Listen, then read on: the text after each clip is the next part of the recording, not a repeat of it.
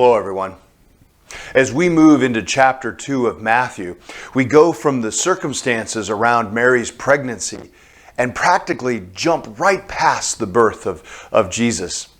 Chapter 1 ends with Joseph being convinced by angelic intervention to remain faithful to Mary. Chapter 2 begins with this declaration. Jesus was born in Bethlehem in Judea during the reign of King Herod. That's it. No census, no forced journey, no overbooked inns, no mangers, no shepherds, just where and when. Now, sticking with the theme of Jesus' royalty, Matthew ends up being much more interested in telling us about the wise men. So verse 1 continues like this. About that time, some wise men from eastern lands arrived in Jerusalem asking, "Where is the newborn King of the Jews? We saw his star as it rose, and we have come to worship him." King Herod was deeply disturbed when he heard this, as was everyone in Jerusalem. Let's go ahead and start with the wise men. There are lots of myths and legends and Christmas songs that have shaped our imaginations about these wise men of the East. If we limit ourselves to the text, a whole lot of those ideas drop away. The first is that there were 3 wise men. We don't actually know how many wise men there were. We get the number 3 because of the 3 gifts, gold, frankincense, and myrrh. But all we really know is that the number of wise men is 2 or more because they're referred to in the plural. The next idea that we need to let go of is that they were there in time for Jesus' birth in the manger. In fact, the text suggests that Jesus may have been as old as 2 when they arrived to worship him. What we do get from the text is that they were learned men, hence the term wise. They came because they saw something in the stars. Now, by today's standards, they would be called astrologists, but a better description of them in the first century would be to say that they were astronomers. They were first century scientists studying the stars, and like all good scientists, they followed the data where it led, and it took them straight to Jesus. Now, what's also clear in the text is that they were not Jewish. This is an important point for Matthew. While Jesus comes to the world through Abraham, Isaac, and Jacob, he comes for the sake of the whole world.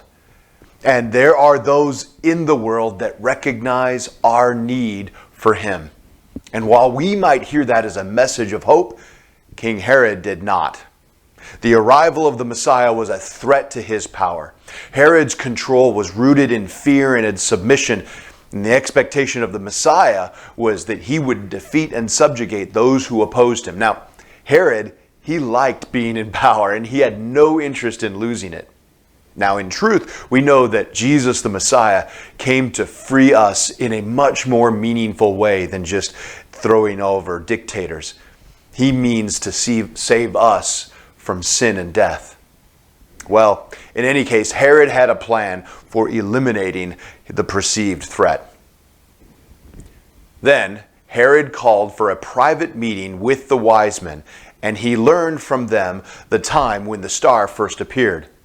Then he told them, "Go to Bethlehem and search carefully for the child. And when you find him, come back and tell me, so that I can go and worship him too." Of course, Herod had no intention of worshiping Jesus. We can't tell if the wise men could see through him or not, but we do know that they didn't cooperate. When it was time to leave, they returned to their own country by another route, for God had warned them in a dream not to return to Herod. As you finish reading this chapter, you will discover even more dreams as God warns and guides Joseph as he protects the baby Jesus and his mother. The reoccurring theme, though, that I hope you see is that God is actively reaching out and engaging his people. Whether it be the wise men of foreign descent or Joseph charged with raising and protecting the Christ child, God communicates. Sometimes the messages are clear and unquestionable. Other times, subtle and ambiguous. As you reflect on this chapter, I want to say this. God is still reaching and communicating with us.